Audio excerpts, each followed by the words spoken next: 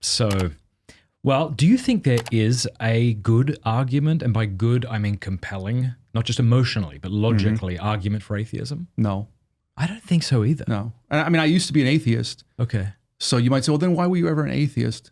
Well, I mean, here's the thing. What I would say is the only way you're going to make sense of atheism is to stop making sense about the world, really. So in other words, you have to push a very highly skeptical line about the scope of human knowledge. And you're going to have to push a line metaphysically that makes the world ultimately unintelligible. And one problem with that is I don't think it's because, and the reason I say this is because I would say that if you allow that the world is intelligible, if you acknowledge some version of what's traditionally called the principle of sufficient reason, which says that for whatever exists and whatever occurs, there's some intelligibility to it. There's some way to make sense of it, some way to explain it. We may not always know what it is, but objectively, there is some reason why things are the way they are, not some other way. The minute you buy that basic premise, I would say you're ineluctably led to some kind of theism.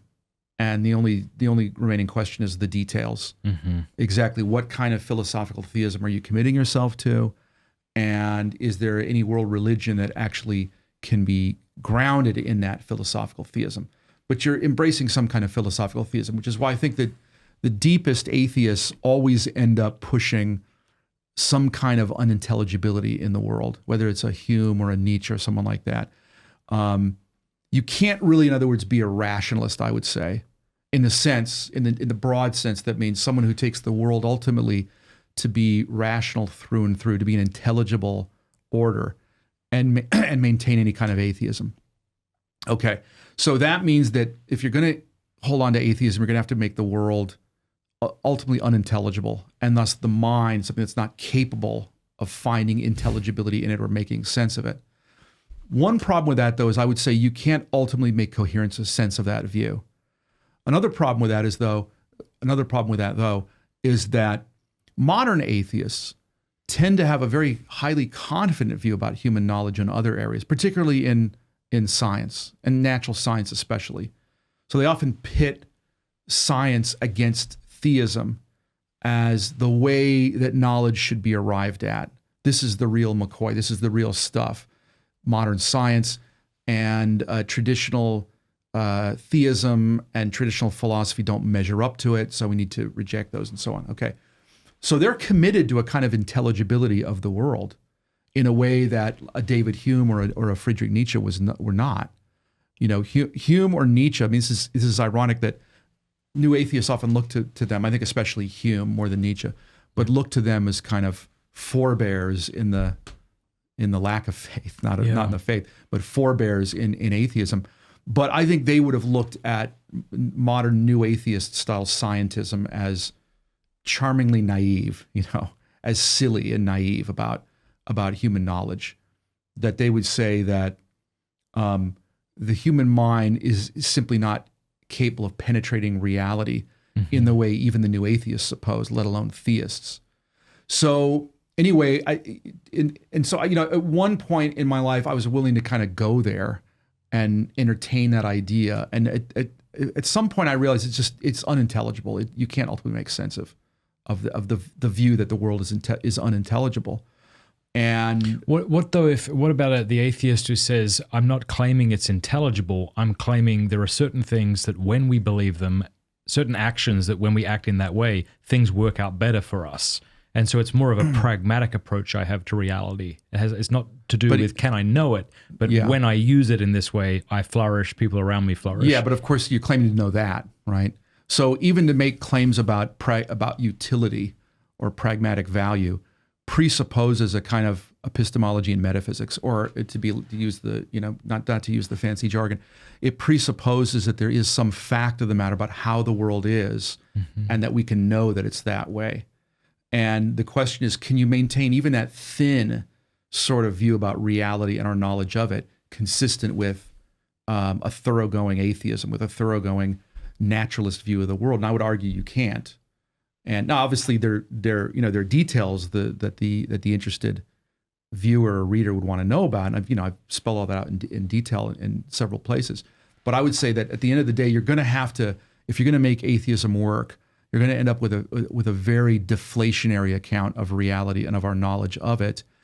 And it's going to be so deflationary that, first of all, it's not going to be compatible with the confident claims that someone wants to make about science, or even about the pragmatic value of science, the pragmatic value of whatever moral view they're committed to. But I would say beyond that, you really can't ultimately make this radical deflationary and skeptical view of reality and knowledge consistent, even with the most minimal sort of human thought.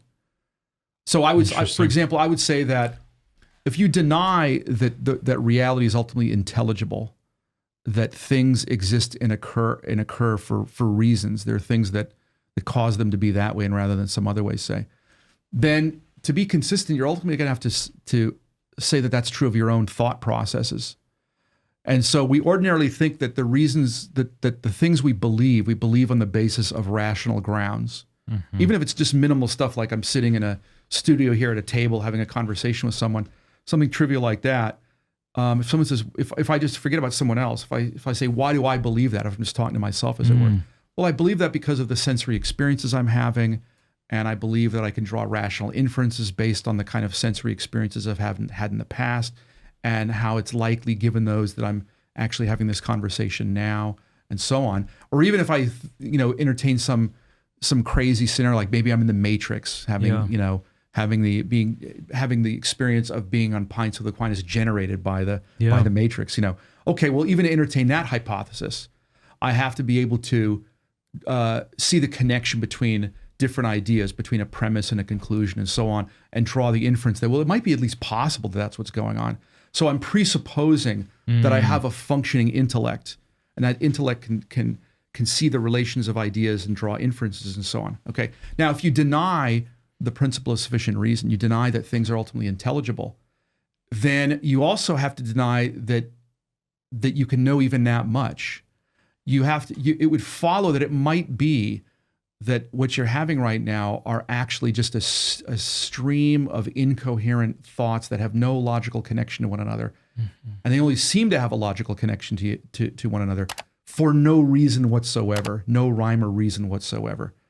And if you say, yeah, but it sure doesn't seem that way, why would it not seem that way if it were the case? For no rhyme or reason whatsoever. After all, things can happen with no rhyme or reason whatsoever if you deny the principle of sufficient reason, which means that the skepticism you have to commit yourself to is so radical, it undermines skepticism itself. It undermines the possibility of a functioning intellect, even of the skeptic himself. And even if he starts freaking out about that, right? Maybe that's true, right? Maybe I can't trust. Well, he's drawing an inference when he does that. He's relying on his intellect. So you can't really coherently commit yourself to this radically deflationary view of the nature of reality and our knowledge of it. You end up really undermining everything. You burn down the village in order to save it, the old Vietnam era analogy. So and notice what I've been describing here. It has nothing to do with accepting relativity theory or evolution by natural selection. Forget about those highfalutin ideas. Even something as basic as I'm thinking through whether this argument I read in this book is correct or not. You can't even do that much if you're committed to the thoroughgoing skepticism you need to commit yourself to in order to support an overall atheist worldview. My gosh, I want you to just keep talking, because I'm at the point where I'm well over my head here. And this is the kind of podcast I can't wait to go and listen to so I can follow it more closely without feeling like crap when I have to ask him next. It was great. Thank you. Hey, thank you so much for watching. Before you go, do us a favor, leave a comment, let us know what you thought of the video, like, and subscribe.